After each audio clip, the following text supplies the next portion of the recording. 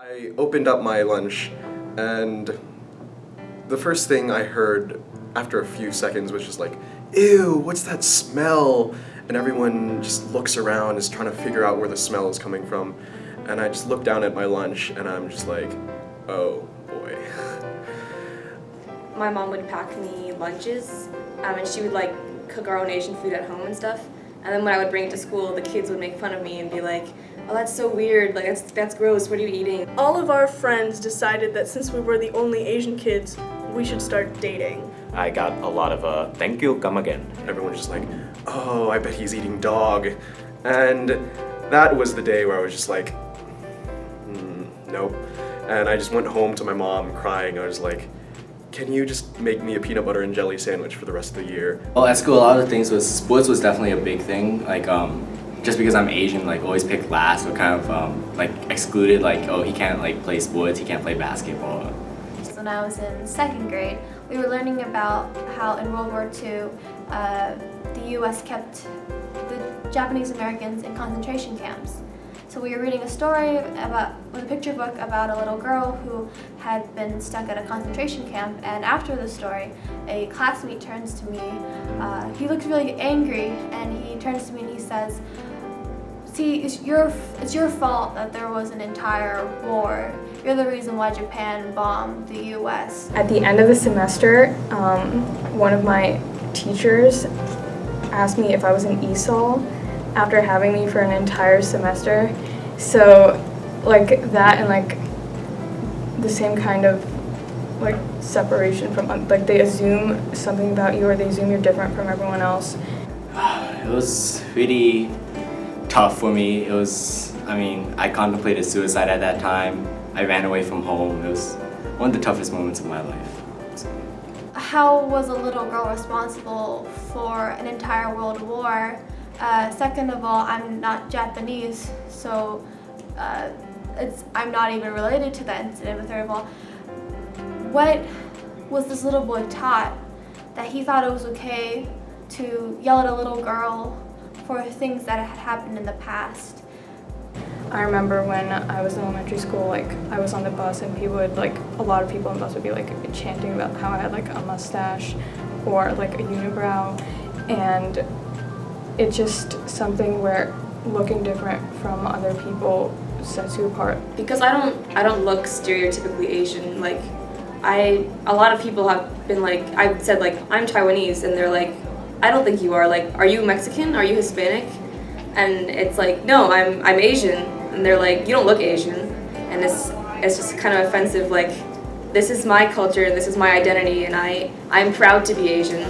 People say it's a good stereotype that we're the model minority, that we're the ones who are expected to lead, but it's still a lot of pressure, and you don't get a lot of sympathy, and it also makes sure that your achievements aren't seen that great. I see next to no representation on screen, like, as like any protagonists. It's very, very hard to come by and very rare. And I remember just like a month ago, literally, I was watching the Rogue One Star Wars movie trailer, and I found myself getting extremely excited that I saw two Asians in the main cast of that movie. Not even just like the main protagonist, just two Asians in the main cast. And it was honestly, like, crazy to me just to see so many Asian faces in one film. And the only reason there were so many Asians in this particular film is because it was created by two Asian guys.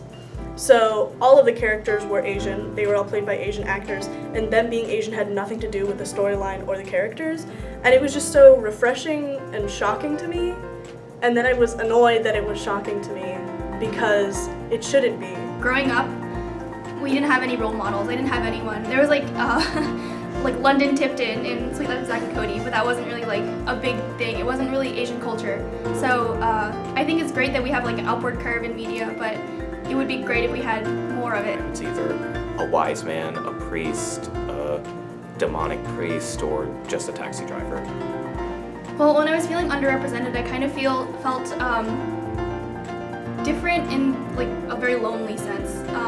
When you don't see yourself represented in media, it makes you feel like you're not important enough to be represented. Like you're some like tiny minority that doesn't deserve to be represented.